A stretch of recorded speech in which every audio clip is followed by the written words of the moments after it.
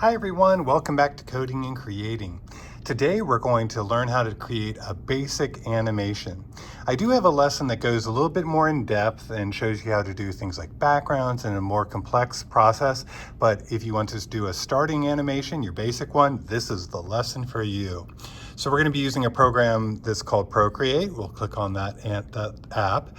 I'm going to go to here to click in the corner and go to my gallery and create a brand new document. So right here in the upper right hand corner, there's a plus. You click the plus to add a new document. I'll make mine screen size. And now I have a blank document. To get set up to do an animation, we're gonna click first on this icon that looks like a wrench. So I'll click on the wrench. And there's different buttons across the top. We want the one that says canvas. And you'll see it says animation assist, and you want to turn that on.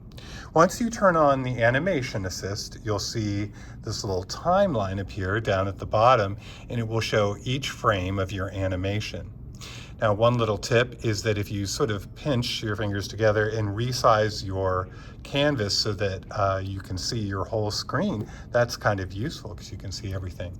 Now, the first little demo I want to do is maybe draw like a rock flying through the air. So maybe I'll pick a brown color, and then I'll just start off with a little small rock. It's off in the distance. Then I'm going to click this little add frame.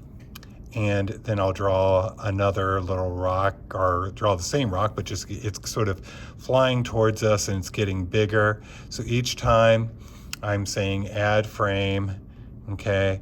And notice that it gives me sort of a faded out version of the frame that I did before. See how everything's faded out? So I can know where to draw my next frame. If you ever want to fill something with color, you can drag the color down. I'll say add frame, make it even bigger, and then add frame. Maybe I'll have it go really big, like it went off like it filled up the whole screen. Now when I hit play, see how it looks like the rock is flying towards us.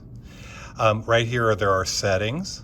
So if I want to have it go back and forth, I can ping pong, I can have it do it one time. Right now it's at 15 frames per second. If I want to slow it down, here I'm at 7 frames per second. So you can see how it looks like it's coming at me a little bit slower. All right, now let's go to the end of this animation. And a couple of other things. See where it says onion skins and it says maximum? If you change that, what it's doing is it's sort of saying how many frames it's showing. So right now it's showing the frame you're on plus the last 3 frames. So you can adjust that if you wish. I'm going to go ahead and add a new frame, and I'm going to try to draw another example, maybe of like a plant growing. So let me start off with a green color here, and we'll start off with just like a little sprout coming out of the ground, and then I'll add a frame. Maybe the leaves start to get a little bit bigger. Add a frame. Okay, so maybe the leaves start to get a little bit more defined, and they're coming up like this. All right, it's looking good.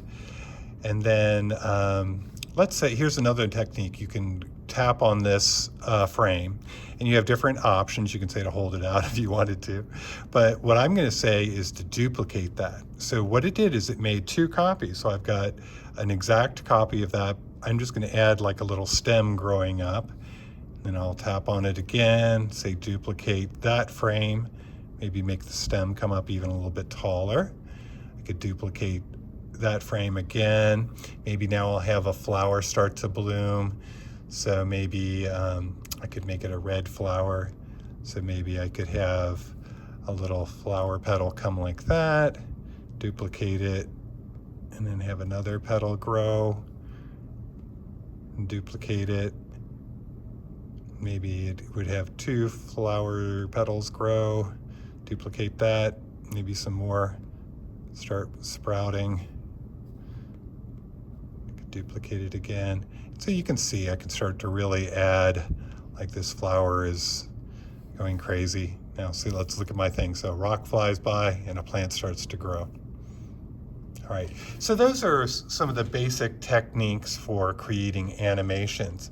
If you're looking for ideas, your imagination is the limit, but maybe try seeing how much life you could put into animating a squiggle, or maybe make your favorite sort of bug crawl along the screen. Or you could try having a ball bounce or a little stick person walk by. Anything that you want, you can come up with all kinds of great animations, all right? So once again, if you're trying to set it up, it's the wrench, canvas, and animation assistant. Have fun. I cannot wait to see what you come up with. See you next time.